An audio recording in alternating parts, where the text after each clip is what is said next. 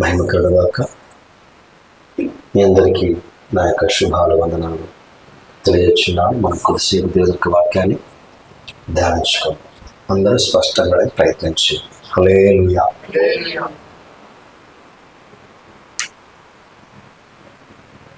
ఈ భూమి మీద పుట్టినటువంటి ప్రతి మనిషికి జననము మరణము అనేది సహజం.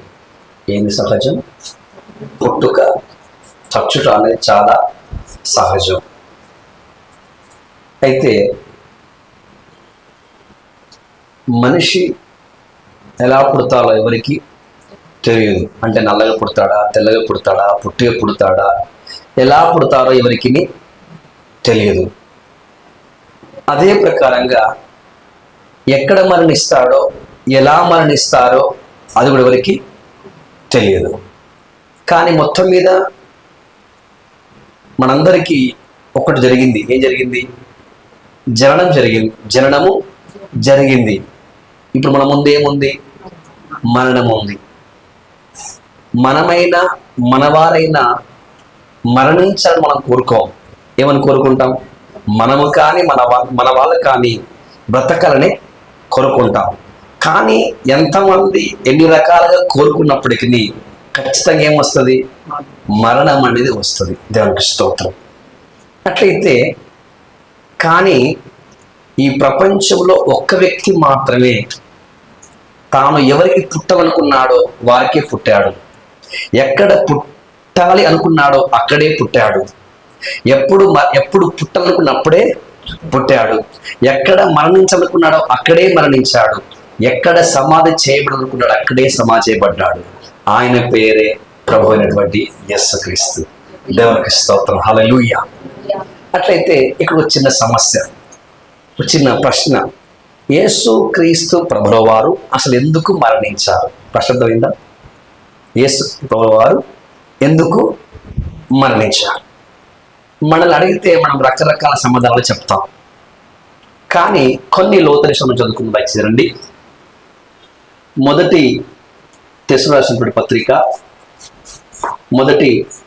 రాసినటువంటి పత్రిక 5వ అధ్యాయము 10వ వచనం. 5వ అధ్యాయము 10వ వచనం.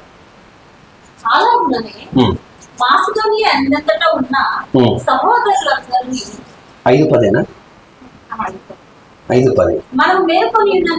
మనము మేలుకొని ఉన్నను, నిద్రపోచున్నను, తనతో కూడా జీవించు నిమిత్తము ఆయన మన కొరకు మృతి పొందిన. దేవునికి స్తోత్రం. హల్లెలూయా. ఇక్కడ మంచి విధానం. ఇక్కడ చూడండి ఒకసారి. యేసుక్రీస్తు ఎందుకు మృతి పొందాడు? అర్థం? యేసుక్రీస్తు ఎందుకు కొరకు మృతి పొందాడు?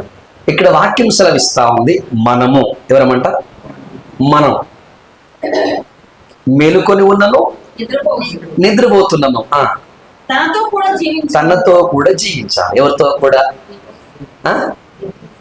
మనము యేసుక్రీస్తుతో ఏం చేయాలంట? జీవించాలి. ఎప్పుడు జీవించాలి? మేలుకొని ఉన్నను, పడుకొని ఉన్నను, మనము క్రీస్తుతో కూడా జీవించు నిమిత్తము ఆయన మన చేశాడు. ఆయన మన కొరకు మృతి పొందాడు. దేవునికి స్తోత్రం. అంటే ఇప్పుడు యేసుక్రీస్తు మరణానికి ఒక ఏముంది? గురి, లేకపోతే ఒక పర్పస్ అనేది ఉంది. పర్పస్ అంటే ఏమంటారు తెలుగులో? ఉద్దేశం. రైట్. ఒక చక్కటి బలమైనటువంటి ఉద్దేశం ఉంది. ఏంటి ఆ ఉద్దేశం అంటే, ఈ లోకంలో పుట్టిన ప్రతి మనిషి యేసుక్రీస్తుకు కరెక్ట్ అయిపోయి ఆయనతోనే ఉండాలి అనేది దేవుని యొక్క ఆశ. ఆ ఆశ నెరవేర్చడానికి ఎవరు మరణించారు? ఇప్పుడు యేసుక్రీస్తు మరణించాడు. ఇప్పుడు ఒక మాట చెప్పుకున్నాం మనం. చెప్పండి. నేను మెలుకొని ఉన్నను, నిద్రలో ఉన్నను, యేసుక్రీస్తు కూడా ఉండడానికి నా కొరకు ఆయన మృతి పొందాను. దానికి స్తోత్రం. ఓకే. ఇప్పుడు ఇక్కడ సమస్య. ఇప్పుడు మనం అందరం మెలుకుతున్నాము, నిద్రలో ఉన్నాము. మనం అందరం ఎట్లున్నాం? మెలుకుతున్నాం. మరి రెండోది, నిద్రలో ఉన్నటువంటి వారు ఎట్లా యేసయ్యతో ఉంటారు కదా? ఇప్పుడు నిద్ర అంటే ఏంటి? పడుకోవడం. Very good. అబ్బా, ఎంత చక్కగా చెప్పారు మీరు. అడగగానే ఆణిముత్తలు బయటకు వచ్చేస్తున్నాయి. దేవునికి స్తోత్రం. మనం మెలకువలో ఉండడం, నిద్రపోతున్నాను. నిద్ర అంటే ఇప్పుడు మనం ఇంటికి ఈ విధంగా భోజనం చేసుకొని పడుకునేది నిద్ర కాదు. అది అక్కడ నిద్ర అంటే అర్థం ఏంటంటే మరణించిన తర్వాత. చెప్పండి ఒకసారి, మరణించి. అందుకే చదవట్లుంది, యేసుక్రీస్తు ప్రభువు వారు నిద్రించిన వారిని వెంట పెట్టుకొని వచ్చును అంటే అర్థం ఏంటి? చనిపోయిన వారిని తిరిగి లేపి వారికి మహిమ దేహాలను ఇచ్చి వారిని వెంట పెట్టుకుని వస్తాడు. దాన్ని ఏమని రాయబడింది? నిద్ర అని రాయబడింది. సో కాబట్టి ఇక్కడ నిద్ర అనగానికి అర్థం చేసుకోవాలి. ఇప్పుడు నేను పడుకుంటున్నా కాబట్టి అప్పుడు కాదు. ఇప్పుడు ఎట్లున్నాం మనం? మెలుకుతున్నాం. మెలుకుంటే అర్థం ఏంటి? బ్రతికున్నాం. మెలుకుంటే అర్థం ఏంటి? బ్రతికున్నాం. కాబట్టి మనకి ఇక్కడ ఏమొస్తుంది? భవిష్యత్తులో మరణం వస్తుంది. ఆ మరణానికి భయపెట్టిన పేరేంటి?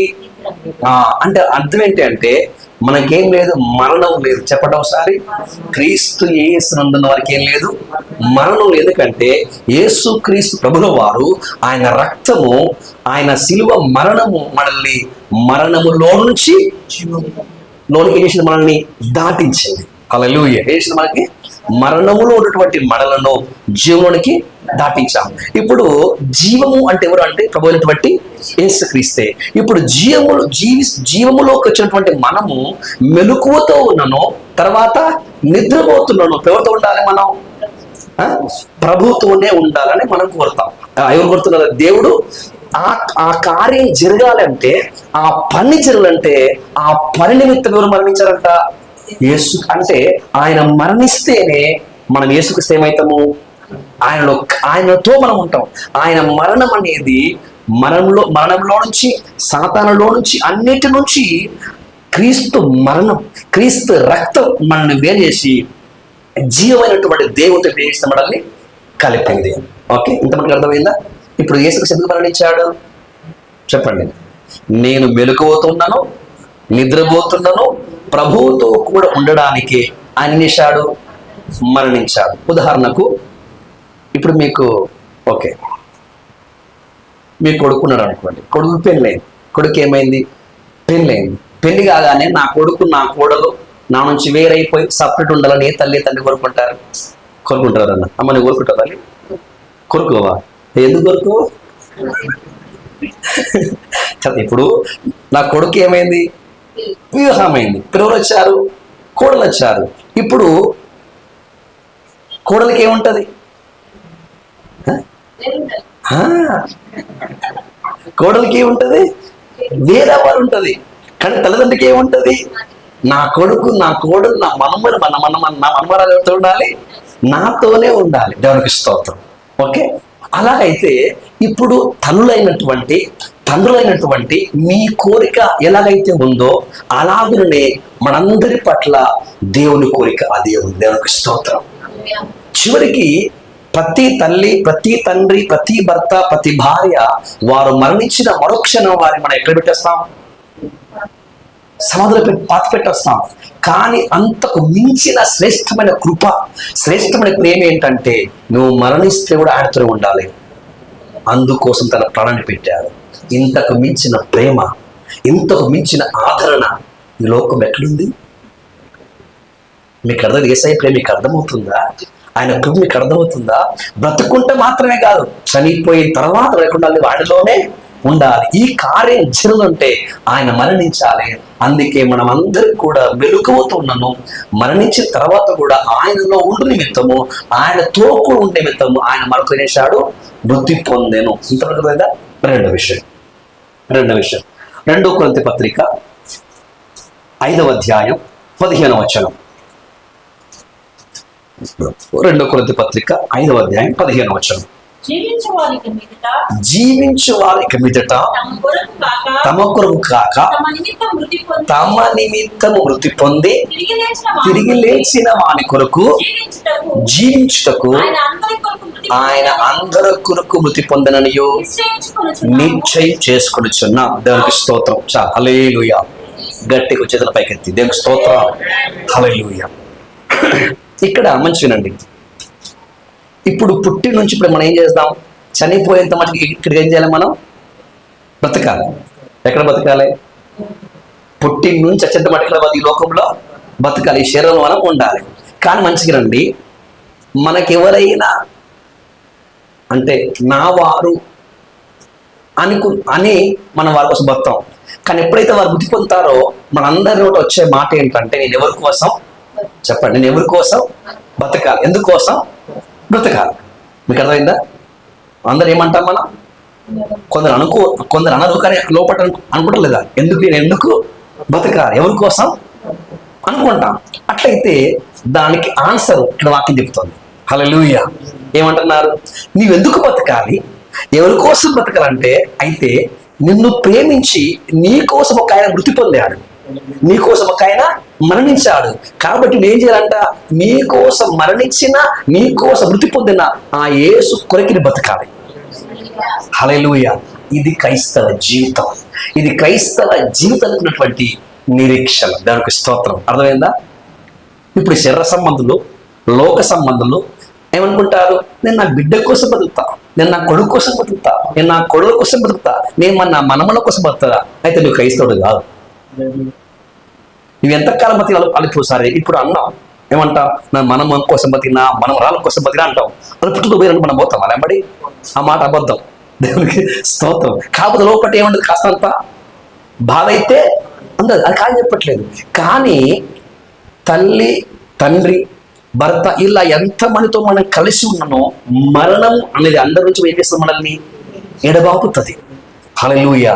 కానీ ఒకసారి నువ్వు క్రీస్తులోకి వస్తే దానికి ఎడబాటు అనేదే లేదు. మనం మెలకువతో ఉన్నా ఎడబాటు లేదు, మృతి పొందిన ఏం లేదు, మనకు ఎడబాటు లేదు. కాకపోతే విషయం ఏంటంటే, మనం మెలకువతో ఉంటేనేమో దూరంకి వెళ్ళి కనబడతాడు, మృతి పొందితే దగ్గర కనబడతాడు.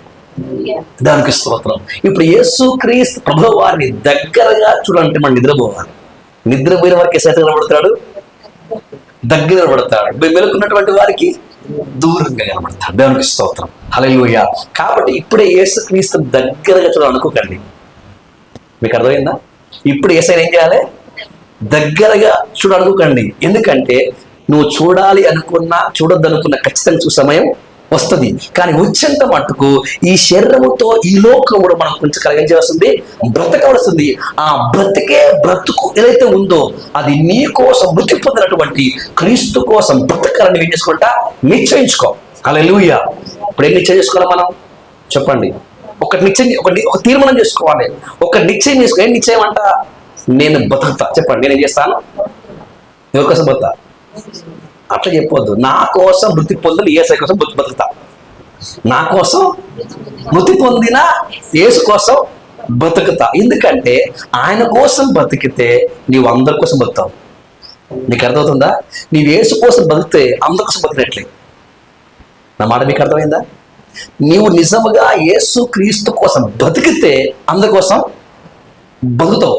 కానీ యేసు క్రీస్తు కోసం కాకుండా నీవెవరి కోసం బతికినా ఆ బతికే కాదు, ఆ జీవితమే కాదు. ఒక్క మాట చెప్తాను మీకు, వినండి.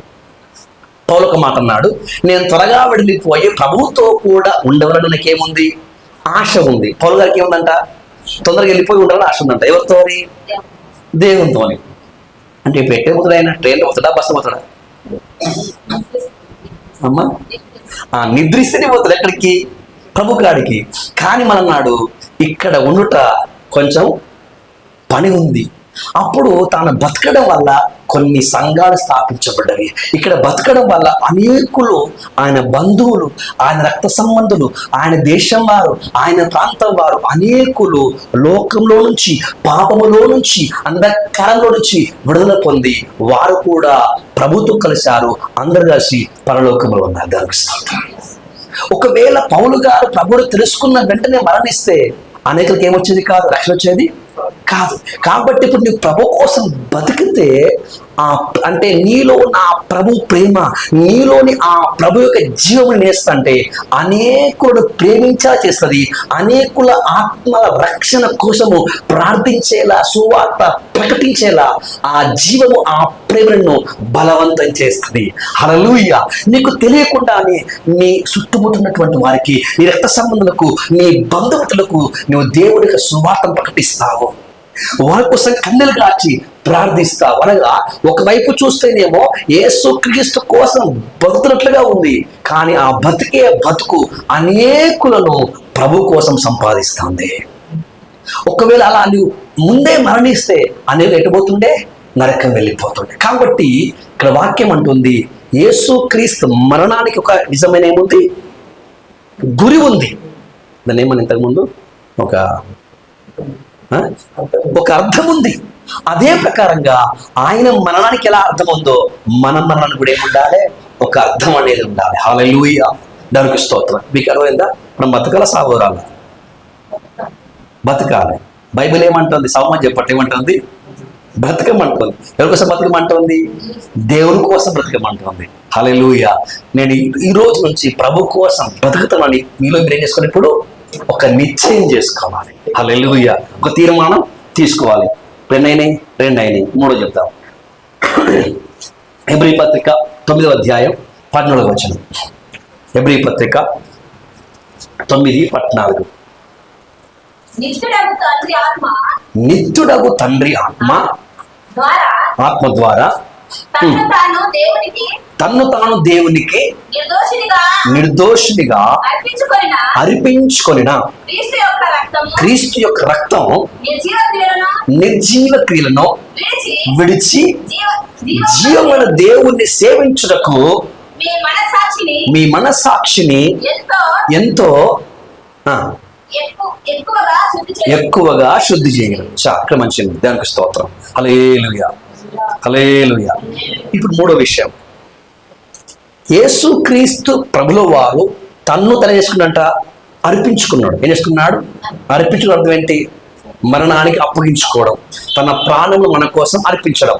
అయితే యేసుక్రీస్తు 3వ స్టెప్, ఎందుకు మరణించాడు, ఎందుకు బలియాగం అయిపోయాడు అంటే నిర్జీవ క్రియలను విడిచిపెట్టి జీవమున దేవుణ్ణి సేవించడానికి మనకు మనసు కావాలంట. మనకు ఏం కావాలి? ఒక మంచి మనస్సాక్షి కావాలి. ఆ మనస్సాక్షి మనకి ఇవ్వడానికి ఆయన మృతి పొందాడు. మీకు అర్థమవుతుందా? నిర్జీవ క్రియలను విడిచి మనం ఎవరిని సేవించాలి? జీవన దేవుని సేవించాలి. ఇలా సేవించాలి. మనకి ఇప్పుడు ఏం కావాలంట? ఒక మంచి మనస్సాక్షి కావాలి. ఆ మనస్సాక్షి గలవరు ఏం చేస్తారు? జీవన దేవుణ్ణి సేవిస్తారు. దానివల్ల ఇప్పుడు ఏ సేవం కావాలి? మృతి పొందాలి. ఇప్పుడు 3 అర్థమైనవి మీకు. నెంబర్ 1 ఏంటి? నన్ను చూడండి. మెలకువతో ఉన్నాను, నిద్రపోతున్నాను. మనము క్రీస్తులో దేవునితో ఉండడానికి ఆయన ఏం చేశాడు? మరణించాడు. నెంబర్ 1. నెంబర్ 2 ఏంటి అంటే మనము బ్రతకాలి. ఎవరి కోసం బ్రతకాలి? మన కోసం మృతి పొందిన తిరిగి లేచిన క్రీస్తు కోసం మనము బ్రతకాలి. నెంబర్ 3 ఏంటంటే, నెంబర్ 3 ఏంటి? జీవన దేవుణ్ణి సేవించడానికి మనకి ఏం కావాలి? ఒక నిర్మలమైన మంచి మనసాక్షి కావాలి. ఆ నిర్మలమైన మంచి మనస్సాక్షి ఇవ్వడానికి, నిర్జీవ నుంచి విడిపించడానికి ఆయన మన కోసం ఏమయ్యాడు? మృతి పొందాడు. ఇప్పుడు యేసుక్రీస్తు ఎందుకు చనిపోయాడంటే మేము ఏం చేయగలగాలి? అయ్యగారు తెలుసనొద్దు, అంతా ఎవరు తెలుసు? అయ్యగారికి తెలుసనొద్దు. ఇప్పుడు సంసోన్ బ్రదర్కి ఫోన్ చేసి, బ్రదర్ కారపడదు అంటే నాకే తెలుసు అంటారు ఆయన. నాకే తెలుసు. ఎందుకు? కిచెన్లో కారం పడుతుందా, పసుపు ఉందా, ఉల్లిగడ్డ ఉందా, దానికేం తెలుసు? ఎవరు తెలిసింది? మరి సిస్టర్ తెలిసింది కదా. అదే ప్రకారంగా ఇప్పుడు ఈ బైబిల్ ఎవరిది? ఈ బైబిల్ ఎవరిది? ఆడపిల్లలదా, మగపిల్లలదా? కదా. కాబట్టి ఈ కిచెన్ మనది కనుక దీంట్లో ఏముందో మనకు తెలిసి ఉండాలి. దేవునికి స్తోత్రం. హల్లెలూయా. కాబట్టి యేసు ఎందుకు మృతి పొందనగానే టక్క చేయగలం మనం చెప్పగలగా. ఇప్పుడు కొంచెం లోతుకెళ్దామా? వస్తాను ఎంబడి. రైట్. ఇప్పుడు నిర్జీవ క్రియలను విడిచిపెట్టి ఏం చేయాలంటే మనం జీవమున దేవుని సేవించాలి. అందుకే ఏం చేశాడు? మృతి పొందాడు. నేను మళ్ళీ చెప్తున్నాను,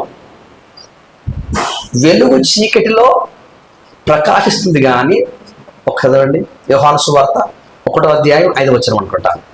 యోహాను సువార్త 1:5. ఆ వెలుగు చీకటిలో ప్రకాశిస్తుంది కానీ మంచిదండి. హల్లెలూయా. ఇప్పుడు వెలుగు ఎక్కడ వెళ్తుందంట? చెప్పండి. వెలుగు ఎక్కడ పోతుంది? చీకట్లోకి పోతుంది. కానీ చీకటి ఏం చేయలేకపోతుంది? దేని గ్రహించలేకపోతుంది అంటే చీకటి చీకటిని గ్రహిస్తోంది, వెలుగును ఇప్పుడు నేను ఇంత చెప్పిన తర్వాత కూడా మీరు గ్రహించలేకపోతే మీలో ఏమన్నా అర్థం చేసుకోవాలి మీరు? అది సంగతి. కొంతమందికి ఎన్ని మర్మ చెప్పినా ఎందుకు చెప్పినట్టే ఉన్నాడు, మంచిగా అనిపించింది, కానీ ఏం లేదు, మీ హృదయం గ్రహించట్లేదు. మీ హృదయం వాక్యాన్ని గ్రహించట్లేదు అంటే ఆ వాక్యాన్ని బట్టి మీ ఆత్మలో ఉద్యమం రావట్లేదు. అర్థం ఏంటంటే వెలుగును గ్రహించే వెలుగు మీ లోపట లేదు. మీ లోపట వెలుగు ఉంటే మీరు ఏం చేస్తారు? వెలుగును గ్రహిస్తారు. కానీ మీ హృదయంలో, మీ తలంపులలో, మీ ఆలోచనలో, మీ బ్రతుకుల్లో చీకటి ఉంటే వెలుగు వస్తుంది, కానీ ఏం జరుగుతుందని గ్రహించలేకపోతున్నారు. హల్లెలూయా. ఒక్క చిన్న పని చేద్దామా? యేసయ్యా వెలుగును గ్రహించే వెలుగు హృదయాన్ని గ్రహించే. ఆమేన్, హల్లెలూయా. రైట్, ఇప్పుడు చూద్దాం. ఇప్పుడు దీని పేరేం పేరు చెప్పే? దీని పేరేం పేరు? మైక్. ఇప్పుడు దీంట్లో జీవం ఉందా లేదా?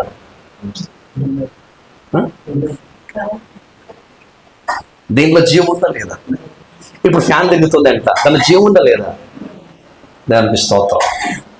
కావే రైట్ ఆన్సర్.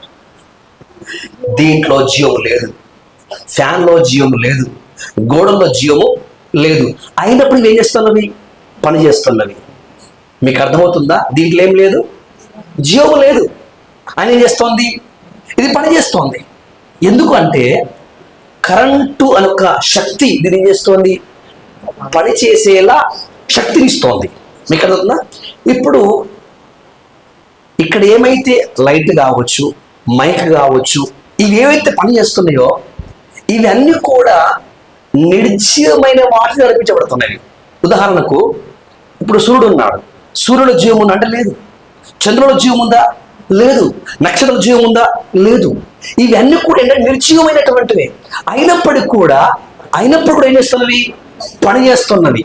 ఇప్పుడు సూర్య చంద్ర నక్షత్రాలు తిరుగుతున్నాయి కనుక మనకి ఏమర్థమవుతుంది? కాలం అర్థమవుతుంది. ఇప్పుడు ఒక్కరోజు గడవంటే ఎవరు పని చేయాలి? ఇప్పుడు నేను ఇప్పుడు ఎంత ఏమైంది? 9 అవుతుంది, పడుకున్నా. నేను రేపు మన 9 లేస్తా, టైం ఆగిద్దా? ఎందుకు ఆగదు? నేను పడుకున్నాక నేను పని చేయట్లేగా. ఇప్పుడు నేను పని చేయట్లా, మన అది జరిగింది. ఒక రోజు గడవాలి అంటే ఇద్దరు పని చేయాలి. నేను మీకు అర్థం చెప్తాను. ఎవరు పని చేయాలి? సూర్యుడు చంద్రుడు ఇద్దరు పని చేస్తే ఇప్పుడు ఏం తిరిగింది? కాలం తిరిగింది. ఇప్పుడు కాలం తిరిగితే మాత్రం మేము కాలంలో ఉన్నావా లేవా? ఉదాహరణకు ఇప్పుడు నేను ఉన్నాను, ఏం పని చేయట్లేదు. కానీ నేను ఇప్పుడు ఏం పని చేయట్లేదు కాబట్టి, నేనేం పెరగట్లేదు కాబట్టి నాకు 20 ఏళ్ళు ఒప్పుకుంటారా? ఒప్పుకోరు. నేను పని చేసినా పని చేయకపోయినా, నేను పెరిగినా పెరిగిపోయినా నా వయసు ఏమవుతుంది? ఎందుకు పెరుగుతోంది? దేన్ని బట్టి పెరుగుతోంది? మనం కాలాన్ని బట్టి. వెరీ గుడ్, హల్లెలూయా. కాలాన్ని బట్టి ఏమవుతుంది? పెరుగుతుంది. ఇప్పుడు కాలాన్ని ఎవరు తిప్పుతున్నారంటే సూర్య చంద్రుడు ఏం చేస్తున్నారు? అవి తిరగడం వల్ల ఏమవుతుంది? కాలం అనేది తిరుగుతా ఉంది. అంటే వీటిని ఎవరు పని చేపిస్తున్నారు? కరెంటు. మరి కాలాన్ని ఎవరు తిప్పుతున్నారు? క్రీస్తు. మరి ఆ కాలానికి ఉన్నటువంటి ఆ సూర్య చంద్రులను పుట్టించినవరంటే దేవుడు. హల్లెలూయా.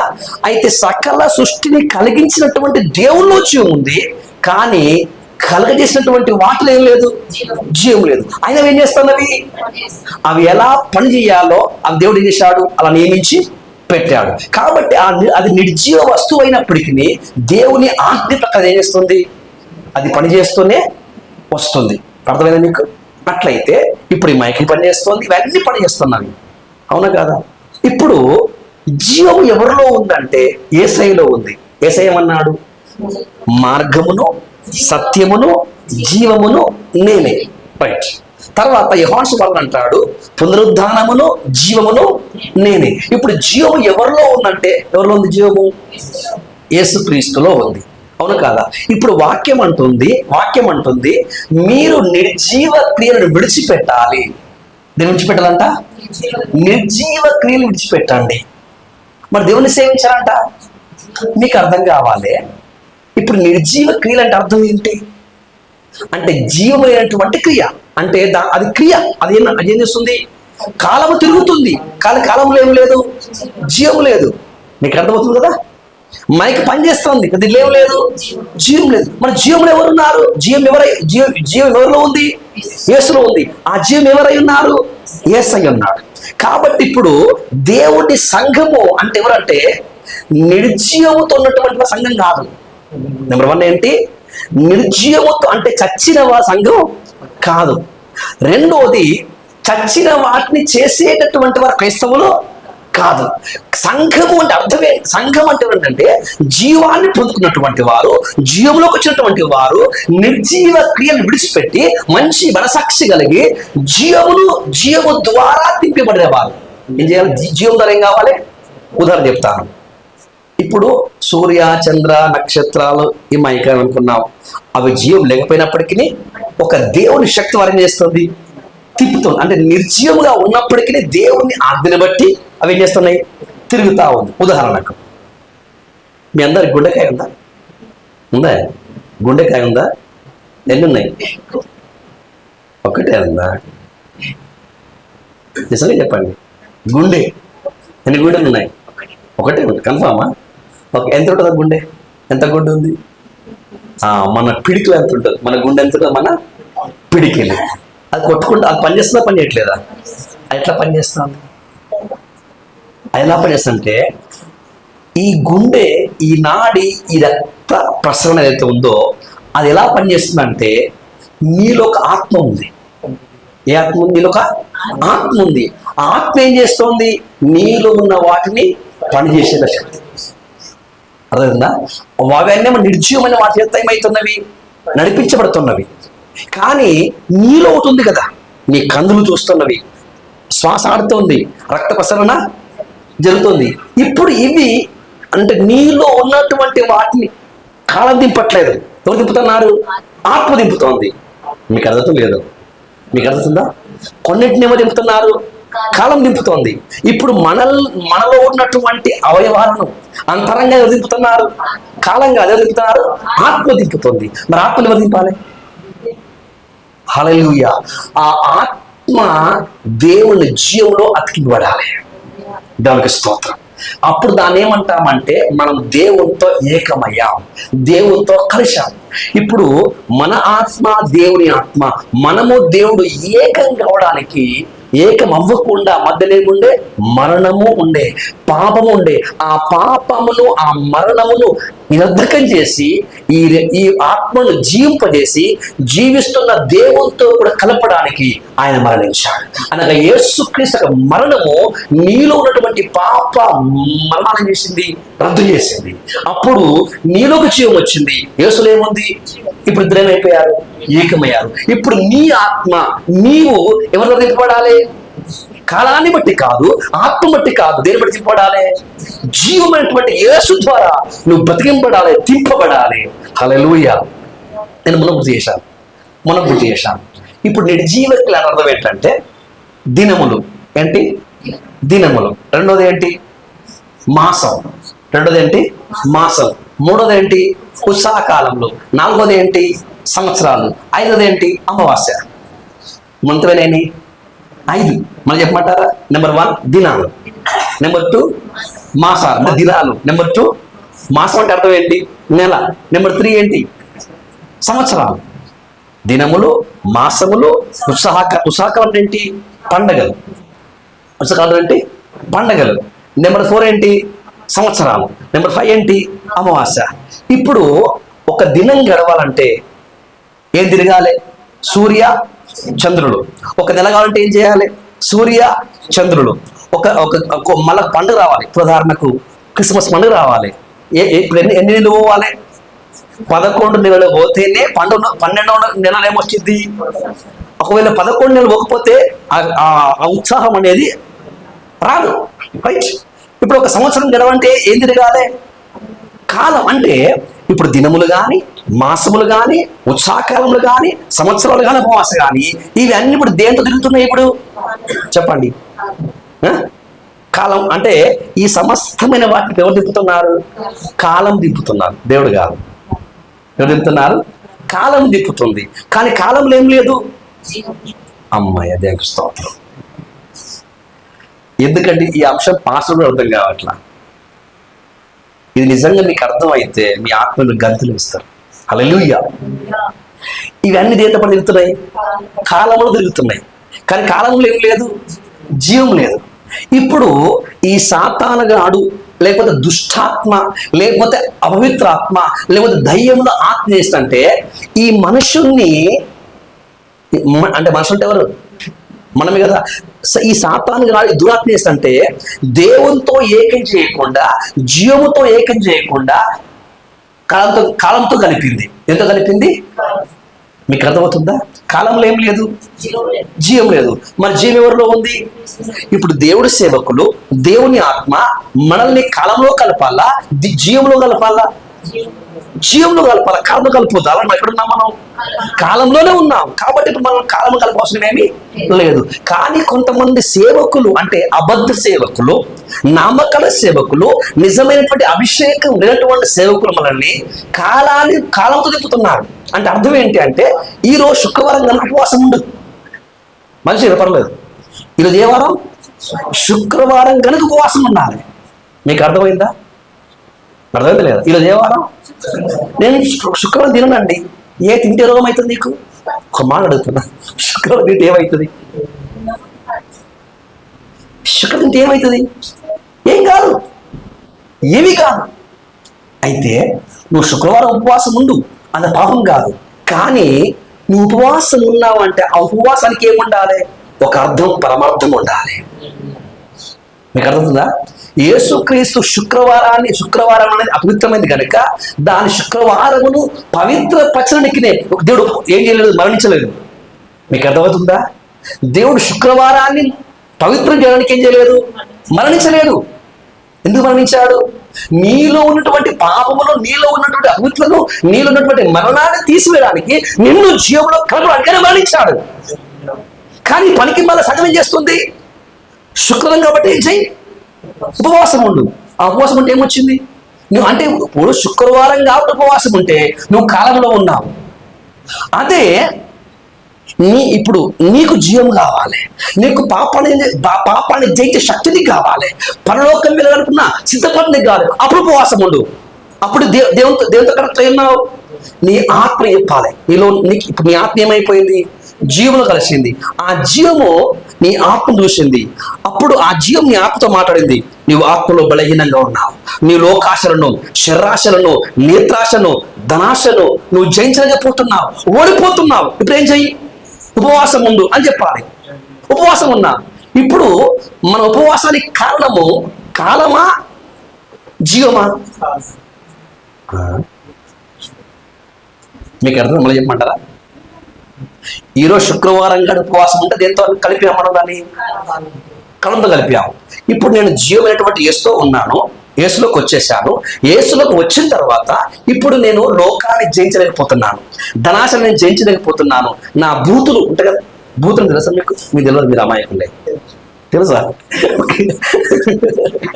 ఓకే, అంటే మీరు మంచోళ్ళు కదా, నీతివంతులు కదా, మాలాంటి వాళ్ళు తెలుసు, మీలాంటి వాళ్ళు తెలుసు. అట్లా ఈ కాలంలో ఉపవాసం ఉన్నవాడేమో ఖచ్చితంగా నరకపోతాడు. కానీ దేవుని జీవాన్ని బట్టి, దేవుని ఆత్మ ప్రేమను బట్టి ఉపవాసం ఉన్నవాడు జయాన్ని పొందుకుంటాడు, సింహాసనం పొందుకుంటాడు. హల్లెలూయా, హల్లెలూయా. రెండోది మాసాలు. చాలా మందికి ఏంటంటే అమావాస్య వచ్చినంటే చాలు. నిజం తెలుసా సిస్టర్? మీరు కాదు తప్పకుండా అమ్మ, పర్లేదు. ఇప్పుడు ఏది అమావాస్య వస్తే ప్రతి అమావాస్యకి ఏమిటి తెలుసా? చర్చిరాలా తెలుసా మీకు? తెలియదా? దానికి స్తోత్రం. ప్రతి చర్చిలో ఇప్పుడు అమావాస్య ప్రార్థనలు నడుస్తున్నాయి. ఏం నడుస్తున్నాయి? ప్రతి నెలకు అమావాస్య ప్రార్థన. ఎందుకంటే దయ్యాలు బుద్ధలు మొత్తం ఆలోచిస్తాయి దానికి. ఇప్పుడు ప్రతి అమావాస్యకు ఏ విశ్వాసి వాళ్ళ ఇంట్లో ఉండడు. ఎక్కడ ఉంటారు వాళ్ళు రాత్రంతా? అవును, వీళ్ళందరూ ఇప్పుడు దేశంలో పిచ్చబడుతున్నారు. తర్వాత ఏది మన బర్త్డే దేనికి సంబంధించింది? అది కాలానికి సంబంధించింది. అవునే. దాని తర్వాత నూతన కొత్త సంవత్సరం సెలబ్రేషన్ అందుకు సంబంధించింది, కాలానికి సంబంధించింది. క్రిస్మస్. ఇలా ప్రతి పండగ, ప్రతి కాలం అనేది అది క్రీస్తుతో బంధం లేదు, అది కాలంలో ఉంది. హల్లెలూయా. ఇప్పుడు బైబిల్లో వద్దంటుంది కాబట్టి మనం నేను చేయను అని చెప్పడం కాదు. అది మీకు అర్థమవుతుందా? ఇప్పుడు నేను దినాలు చేయట్లేదు, మాసాలు చేయట్లేదు, ఉత్సాహాలు చేయట్లేదు అంటే బైబుల్లో ఉంది కాబట్టి చేయట్లేదు, నేను చేయట్లేదని కాదు. దేవుని జీవంలోకి వచ్చాను కనుక ఆ జీవం నడిపిస్తోంది. ప్రపంచాన్ని మొత్తం ఏమో కళ నడిపిస్తే నన్ను ఎవరు నడిపిస్తున్నారు? జీవం నడిపిస్తుంది. హల్లెలూయా. ఇప్పుడు సంఘం అంటే ఎవరు? జీవముతో నడిపింపబడేవారా, కాలాన్ని బట్టి నడిపించబడేవారా? హల్లెలూయా. మీకు అర్థమవుతుందా? ఇప్పుడు నిజంగా చెప్పండి, మీరు మనల్ని ఎవరు నడిపిస్తున్నారు? ఉదాహరణకు ఆదివారం, ఇది దేవాలయం అనుకుందాం, ఆదివారం అనుకుందాం. ఇప్పుడు నిజంగా చెప్పండి, ఈరోజు ఆదివారం కాబట్టి మీరు బైబిల్ పట్టుకుంటే, ఆదివారం కాబట్టి చర్చికి వస్తే, ఆదివారం కాబట్టి ప్రార్థన చేస్తే, ఆదివారం కాబట్టి పాటలు పడితే మీరు కాలంలోనే ఉన్నారు. మీరు ఎట్టున్నారు? కాలంలో ఉన్నారు. మీ అంతం కథమే, మీ బతుకులు కథమే. కానీ ఇప్పుడు ఏం చేయాలి? మన ఇంపార్టెంట్ ఏదైతే ఉందో అది ఆదివారం ఇవ్వట్లేదు. ఆదివారం దినమున మన సంఘముగా సమాజం మనం కూడుకుంటున్నాం. హల్లెలూయా. వాళ్ళందరూ ఎవరు? సంఘం అంటే ఎవరు? మనమందరం దేవుని యొక్క పిల్లలం. కాబట్టి ఆదివారం అందరం మనం ఏం చేస్తున్నాం? సమాజముగా కూడుకొని అందరం ఏక మనసుతో ఏక ఆత్మ చేస్తున్నాం తండ్రిని. అంటే వారమంతనే వ్యక్తిగతంగా తండ్రిని వేస్తున్నాం. మీకు అర్థమవుతుందా? వారమంతా ఏం చేస్తున్నాం? వ్యక్తిగతంగా కుటుంబంగా చేస్తున్నాం, తల్లితో ఏకమవుతున్నాం. కానీ వారం కోసం చేస్తున్నాము, సంఘంగా ఏకమై తండ్రిని ఆలోచిస్తున్నాం. హల్లెలూయా. కానీ ఆదివారం అని కాదు, ఆదివారం అని కాదు. ఇప్పుడు పునరుద్ధరణ శక్తి, ఏ శక్తి? పునరుద్ధాన శక్తి. ఈ పునరుద్ధరణ శక్తి, పునరుద్ధరణ ఆత్మ కాలములో ఉందా, దినములో ఉందా, యేసయ్యలో ఉందా? ఇప్పుడు శక్తి అంటే ఆ పునరుద్ధరణ బలం, ఆ శక్తి రావాలంటే ఆదివారం కూడుకోవాలా, ఆత్మదేకం కావాలా? హల్లెలూయా. ఇప్పుడు చెప్పండి, మనం ప్రతిరోజు పాట పాడాలా, ఆదివారం పాట పాడాలా? ప్రతిరోజు ప్రార్థన చేయాలి, ఆదివారం ప్రార్థన చేయాలా? ఎందుకని? ఎందుకు అంటే మనం కాలంలో నుంచి ప్రత్యేకించబడి ఏం చేసినాం? జీవములోకి వచ్చాం. కాబట్టి ఇప్పుడు మనం చేస్తున్నాం జీవాత్మ ద్వారా, లేకపోతే జీవింపజేయు ఆత్మ ద్వారా మనం నడిపించబడాలి. అదే నిజమైన సంఘం. హల్లెలూయా, హల్లెలూయా. కానీ చాలా మంది మేము క్రైస్తవులం అంటున్నారు, మేము సేవకులమని చెప్పుకొచ్చున్నారు. కానీ వారి పరిచర్య అంతా కూడా, వారి భక్తి అంతా కూడా దేని బట్టి ఉంది? కాలాన్ని బట్టి ఉంది. ఈరోజు అశుక్రవారం కాబట్టి ఫాస్టింగ్, నేను తినా. మనం ఏం చేస్తావు? పని చేస్తా. తిన్నా పని చేస్తావు, తినకపోయి చేసేది ఏంటి? పని. కానీ శుక్రవారం కాబట్టి ఉపవాసం ఉన్నావు, దానివల్ల నీ లాభం ఏంటి? అందుకే ఇప్పుడు ఒక మాట ఏనండి, ఇది మైక్ పని చేస్తుంది కదా, ఇప్పుడు ఇది చేస్తే మీకు సౌండ్ వస్తుందా? ఎందుకు రాదు? దాంతో కరెక్ట్ కావాలి.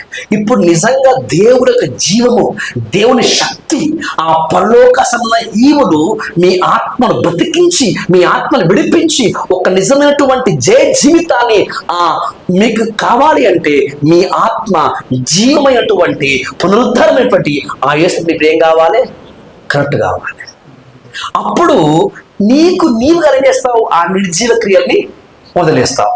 నేను మధ్యాహ్నం చెప్పే కదా, మధ్యాహ్నం ఇక తమ్ముడు చేసినంటే పేరు తీసుకోండి అని చెప్పాను. ఇక నేను రాసుకున్నాడు.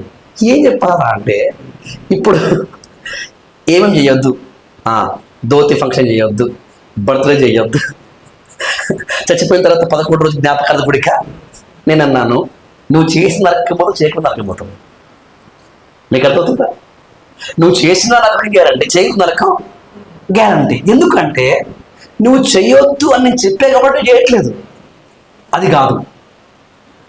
దేవుని జీవము నీలోకి వస్తే నువ్వు ఆపాలి.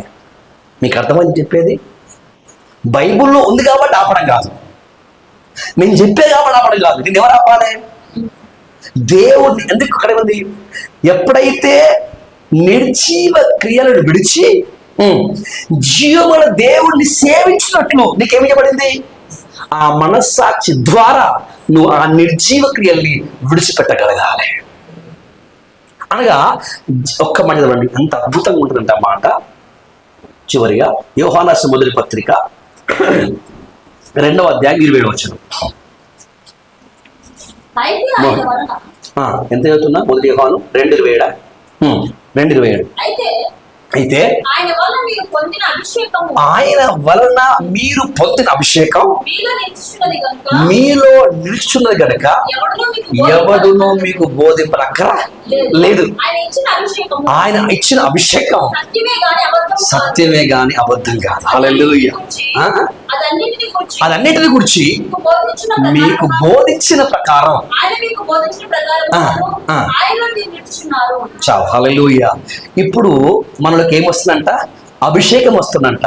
అభిషేకం ఏం చేస్తుంది? మనకు బోధిస్తుంది. ఎవరు బోధిస్తున్నారు? ఒక పెళ్లికి వెళ్ళావు, ఆయన అడిగిన ప్రశ్న అన్నమాట. ఇప్పుడు ఒక పెళ్లికి వెళ్ళా, అర్థం లేదా? నేను చెప్పాను, నీకు ఎవరు చెప్పాలి? నేను చెప్పడం కాదు, ఎవరు చెప్పాలి? ఇప్పుడు ఒక మనసాక్షి ఉంది. ఆ మనసాక్షిలోకి ఏమొచ్చేసింది? అభిషేకం వచ్చింది. అభిషేకం బోధించగలగాలి. హల్లెలూయా. అంటే మనసాక్షి మాట్లాడాలి అంటే మంచి విషయాలు అక్కడ ఏముండాలి? దేవుని అభిషేకం ఉండాలి. అభిషేకం ఏం చేస్తుంది? ఇప్పుడు చెప్పండి, నిజమైన సంఘం అంటే అర్థం ఏంటి? నిర్జీవ క్రియలను విడిచిపెట్టి జీవ దేవుణ్ణి సేవించాలి. అలా సేవించాలంటే మనకి ఇప్పుడు ఏం కావాలి? మంచి మనసాక్షి. చెప్పండి ఒకసారి. మంచి, ఎప్పుడైతే మనకు మంచి మనసాక్షి వచ్చిందో అక్కడికి ఏమొస్తుంది? అభిషేకం వస్తుంది. ఏమొస్తుంది? అభిషేకం ఏం చేస్తుందంట? అన్ని బోధిస్తుంది. అన్నిటినీ తినల్లా తినొద్దా, పోవల్లా పోవద్దా, చూడల్లా చూడొద్దా. అభిషేకం మాట్లాడిన తర్వాత కూడా నువ్వు చూస్తే అప్పుడు ఏమొస్తుంది? ఆజ్ఞ క్రమం, పాపం. అరే నేను పాపం చేయట్లేదని అనుకుంటున్నావు, కానీ నీకు మరణం అనిపించింది. ప్రార్థన చేసే మనసు లేదు, పాట పాడే మనసు లేదు, మందిరానికి ఏమంటే హుషారుగా ఉద్యోగం వచ్చే మనసు నీకు ఎందుకు రావట్లేదు అంటే నువ్వు పాపం చేయట్లేదు. పాపం చేయకపోయినప్పటికీ నీ మనసులో జీవం లేదు, నీ మనసులో శక్తి లేదు. కారణం ఏంటంటే దేవుని అభిషేకం నీ మనసాక్షి చేసింది, మాట్లాడింది. దేవుని అభిషేకం నీలోకి వచ్చి నీతో మాట్లాడినప్పటికీ నువ్వు అతిక్రమించదనుక మళ్ళీ ఇప్పుడు ఎంటర్ అయింది? చీకటి మరణం ఎంట్రీ అయింది. హల్లెలూయా. అప్పుడు నీ ఆత్మ బలీనమైపోయింది. ప్రియదేవుని సంగమా, ఇవన్నీ నీకు ఇవ్వడానికి యేసు నీ కోసం మరణించాడు. అది ఎలాంటి మరణం? నీచమైన మరణం, భయంకరమైన మరణం. అది శిలువ మరణం. నెంబర్ 1 ఏంటి? నీవు మెలకువతో ఉన్నను నిద్రపోతున్నను నువ్వు యేసయ్యలోనే ఉండాలి. అందుకోసం ఆయన మరణించాడు.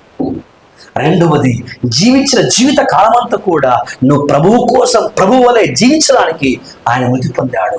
నెంబర్ 3 ఏంటంటే నేను జీవ క్రియలు విడిచిపెట్టి జీవుల దేవుడిని సేవించి ఆయన అభిషేకము ద్వారా బోధింపబడి నువ్వు బ్రతుకున్నట్లుగా యేసయ్య నీ కోసం మృతి పొందాడు. హల్లెలూయా. నీ జీవితం అనేది, నీ వ్యక్తిగత లైఫ్ అనేది అవుతుందో అది కళాన్ని బట్టి కాదు, కానీ దేని బట్టి జీవించాలి? జీవను బట్టి, జీవం మీద నడిపించగలగాలి. అదే సంఘం. బయటికి సంఘం ఏంటంటే సమస్తాన్ని కళ నడిపిస్తే సంఘంలో ఎవరు నడిపిస్తున్నారు? జీవం నడిపిస్తుంది. కనీసం ఈ రాత్రైనా ప్రభువా నిర్మలమైన మంచి మనస్సాక్షి దయచేయండి. నిర్జీవ క్రియలను విడిచిపెట్టి ఆ కళని వెంబడి పరిగెత్తడం కాదు, కానీ నీ జీవాత్మ ద్వారా, నీ అభిషేకము ద్వారా నడిపించే అనుభవంలోకి ఈ రాత్రి నన్ను ప్రభువా తీసుకుంటూ ప్రార్థిస్తావా? 2 తలల వంచండి, కళ్ళు మూసుకోండి. హల్లెలూయా. హల్లెలూయా. యేసుక్రీస్తు మరణం నీ కోసమే. అక్క